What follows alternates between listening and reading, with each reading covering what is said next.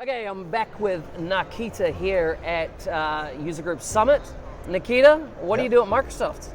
So my name is Nikita Polyakov. I'm a senior FastTrack solution architect. Yep. And FastTrack is an organization that helps our customers be more successful. We provide kind of best practices, guidance for our customers to onboard. Yeah. So I'm working on the customer engagement and that line of applications. So common data service, apps, model driven, all those kind of experiences. Okay. So just let's unpack FastTrack for a second. So you're not so much on the field part of FastTrack, you're actually on the technology that supports the FastTrack team, the architects out in the field. Would that be right? We all do both. So we have, the FastTrack team is our advisory only kind of team from product group. So we are in product group. Yep. Technically we sit there. Because of that, we can't deliver services. Yeah, it's also good and the bad thing, depending on what you need, what you want, what your pain points are. But having focus for us is great because what we get to do is just focus on best practices only. Yeah. So we have workshops, touch points, and things we deliver as part of basically our advisory services. So a customer comes over to us, and there's a minimum seat kind of category, comes to us with their project team, their partner, and we help make them more successful by just giving them best practices that we've seen large enterprises and customers do. So it's pretty much kind of the best practices part of the product group. So on the F&O side of things, we've seen LCS has been a key part of that tooling, right? You're familiar with Lifecycle Services, which I know the FastTrack team have used extensively, where all that kind of business best practice is surfaced. James recently announced that there's been a reorg, and that's now much more becoming a core part of everything in BizApp. So we're going to see it on the CE side, the Power Platform side of things. Is that where, when you're uncovering these best practice models based on the data, is that where it's all going to flow up to for others to use in time? There's a couple things. So a lot of our tech talks are published online. Yeah. All right. So if you go to the FastTrack page, there's like a little intro video about what we do. Yeah. And somewhere buried in one of the links, there's like watch the tech talks. Gotcha. So all of our tech talks are published. So we don't want to make that content secret or mystery or only for new customers, right? Yeah. So we're doing that. The lessons learned, we're also feeding them back to the product group. So being part of that, we're the channel of saying, hey, we're seeing issues here or common challenges. Let's build a better product, or let's provide guidance, or maybe update a docs page. So we do a lot of kind of this hidden work that results in improving the products.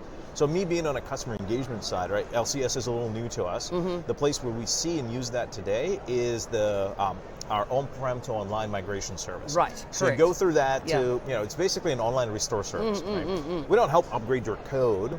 We take a backup, move it, you bring some Azure Compute to us, install it there, wash it a couple times, and then magic online instance. Yeah.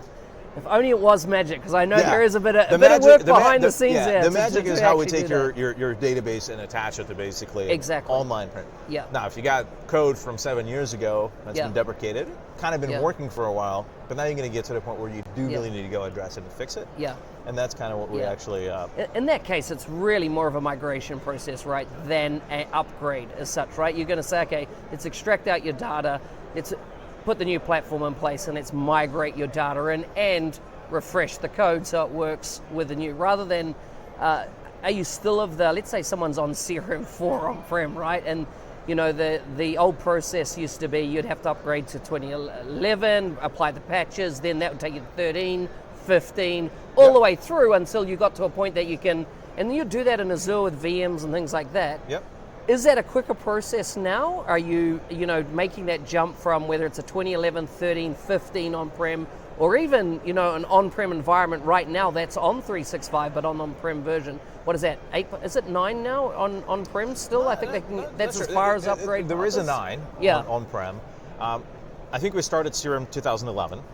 And we go forward from that. So we do have customers that and partners that find us that already done what you've talked about. They're like, hey, we went to 16 in dev. Our UAT and prod are still in 2011. That's great. Keep them there. Let's focus you on modernizing your code and getting that addressed as quick as possible.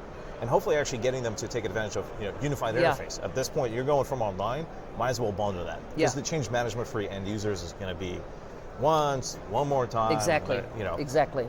But the ease of that is a good example of, well, why do you use that service versus, let's take a data migration tool set, my partner's doing some work, which pieces of that would I not need anymore? You won't need your data migration. Now, it is a good point to pause and say, well, I got 40 or 400 gigs. Yeah. It'd be a good time for me to kind of archive and just leave some things behind. You don't need to bring everything. Yep, you don't need to bring everything. Yeah.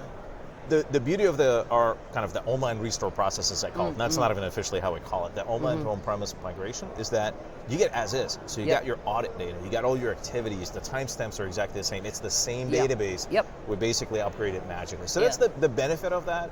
So it simplifies you not having to do the manual infrastructure upgrades. Yeah. Still have to, make sure your SSRS reports are using the actual connector. They're not going straight to data. Yeah. You need to make sure your plugins are sandboxed. And then when you're thinking about your plugins, well, am I calling a server that's sitting in the same farm? Not anymore, you're in the cloud. So then you're going to reimagine and re-architect your integrations. Yeah. Right? You're going to look at your front-end code and reimagine those experiences as well, and update your XRM, SDK calls, and things like that. And that's where a lot of still project and partner team work is. Yeah. That doesn't remove those pieces. Yeah, so good. So one of the other things in your wheelhouse is obviously portals, right? Portals, yeah, big on portals. Tell us about, what's your involvement in that? What's your thinking around portals? Certainly. So on my team, I'm one of the subject matter experts on portals. We do provide content. So usually at conferences like this, there's a tremendous amount of portal content here. Yeah. So not too much value I can add here because before it was just letting people know what it is. Yep. I do have a couple usually tips because I think when we announced Power Apps portals, they're like, oh, fantastic. I know what that is. And they think it's a Canvas app. Yeah. Yeah, there's definitely been some confusion around that. So it's not a Canvas app. No. It's Dynamics 365 portals for common data service only model-driven applications. So you start there and you have customers going, well, I just deployed or I'm in the process of deploying Dynamics 365 portal. Where can I upgrade to the Power Apps portals? You already own Power Apps portals. We're doing the same trick that we did with Power Platform, CDS, and Power Apps, where we're taking what Dynamics did well, taking that and bringing it to the masses, expanding it so you don't have to be a Dynamics customer and not have to have Dynamics experiences to go and build those portals. Yeah.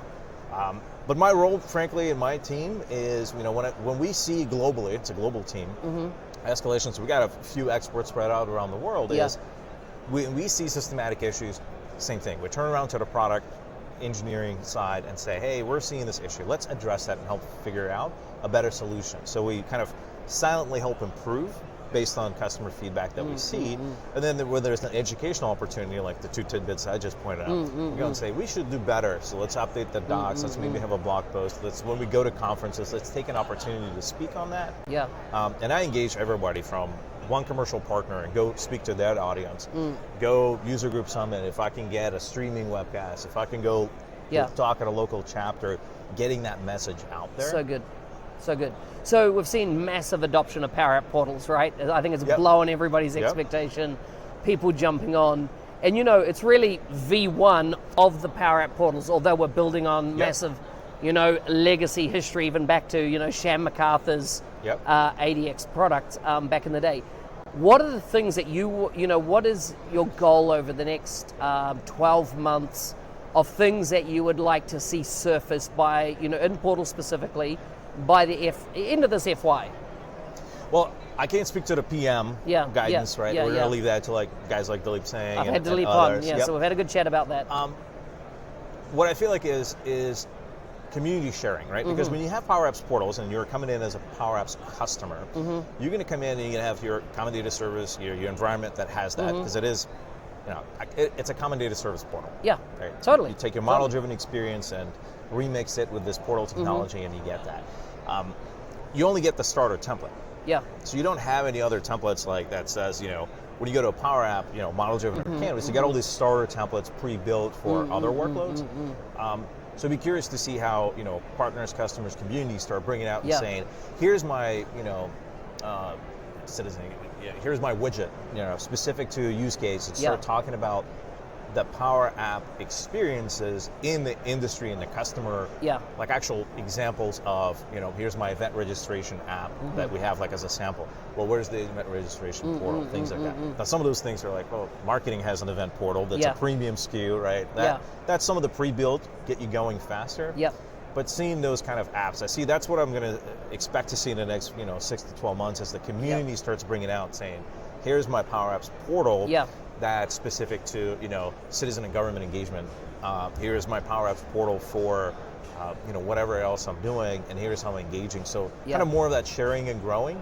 That you're not going to get not going to get us to start shipping all of a sudden bespoke industry solutions on Power App portal starter templates. I think we got some work to do on the reference out of the box templates for Dynamics, right? Customer care portal, partner portal, right? Those are the premium ones for Dynamics customers that they get to use. And really the partners and customers really go and make that their own or turn industry point of view on it. So that's the kind of stuff that I'll probably see people innovating in and coming to bear. So, portals, sometimes people don't understand there's a difference between a portal and a CMS, right? Yes.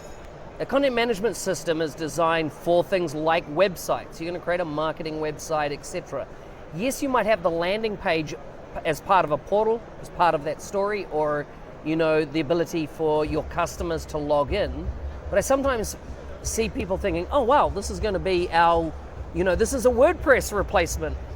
It's not really, right? It's the CMS. There's still a market for CMS things, but portals are around really, what we would have said in the old days, an extranet scenario, right? You're allowing external actors to involve inside your organization with certain data sets. How do you think you're landing that story around, this is not for building your company website, there's tools for that, and this is to address specific use case scenarios? And that's where I think a little bit of where, the product marketing has to stay at a certain level, right? And it says, hey, it's Power Apps portals, here's what we do these things, right? And then kind of what my team is, my guidance is have like anti-patterns and patterns, like where it's a good fit. Right. And I think you hit on one of them is, are we the best content management system? No. Now, it doesn't mean that somebody looking for that's a Dynamics business analyst, hands-on maker person that wants to say, I just need a website and I need to be able to manage content within Dynamics. I already know how to use Dynamics or power the knowledge of an app. I have a quick pipeline to deliver a website. Might not be the best website in views of your marketing team and what they need around it's not going to be SEO optimized or all those. It's not going to be competing with the Adobe Experience Managers, site, the Sitefinity, Sitecores, the WordPresses, the people who do that for a living. For us, it's just enough. It's quick value realization is how I point myself. This is Nikita term, quick value realization. So I can get a website going. But it's not the website that's the value. The value is exposing CDS data.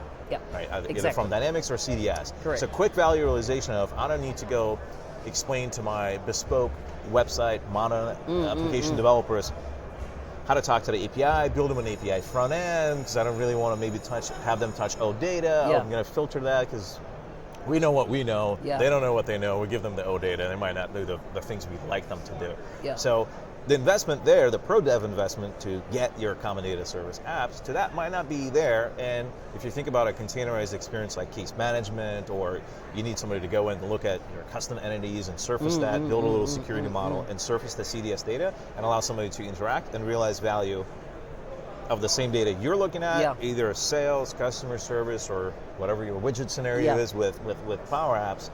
And be able to self-service on that common data service data. That's the value. That's the key of what you get out of the portals.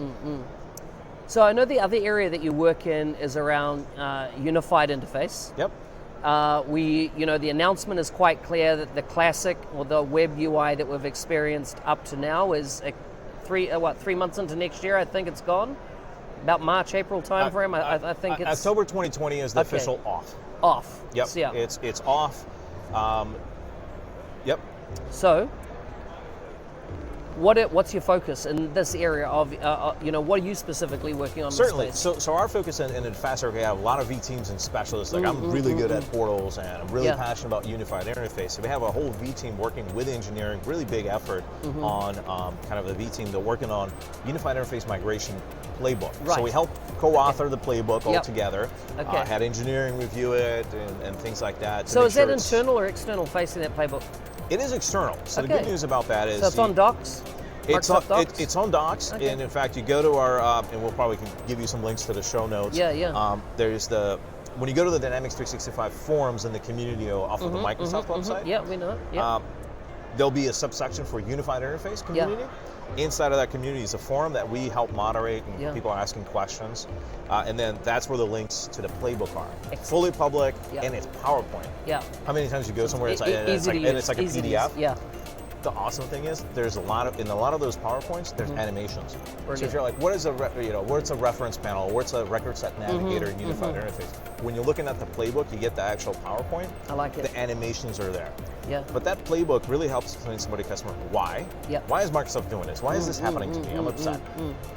Oh, okay. There's value. There's opportunity here. Then we explain, well, how do I get started? Which the message is, please start. Yeah. Start looking at it. You're not telling you to move next week. Yeah. But please maybe schedule some time. Yeah.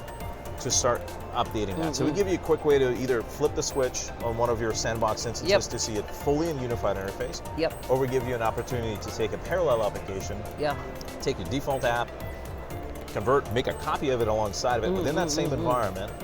And then you can kind of go back and forth and say, okay, what do I have? Yeah. But a lot of that starts pushing customers to, oh, do you have your test script? What's your core critical business activities, right? So a lot of it is really good things. So definitely recommend people take a look at the playbook. It really spells it out. My session at this conference is around just kind of giving people a little brief look at the Unified Interface Migration Playbook. But we really invested in making sure that we had all of the guidance and things ready. So at the launch of the deprecation announcement, we had that ready for you to go. I like it. Cheers, man. Thanks for coming on the show. Absolutely. It's been really good. Thank you. Thank you.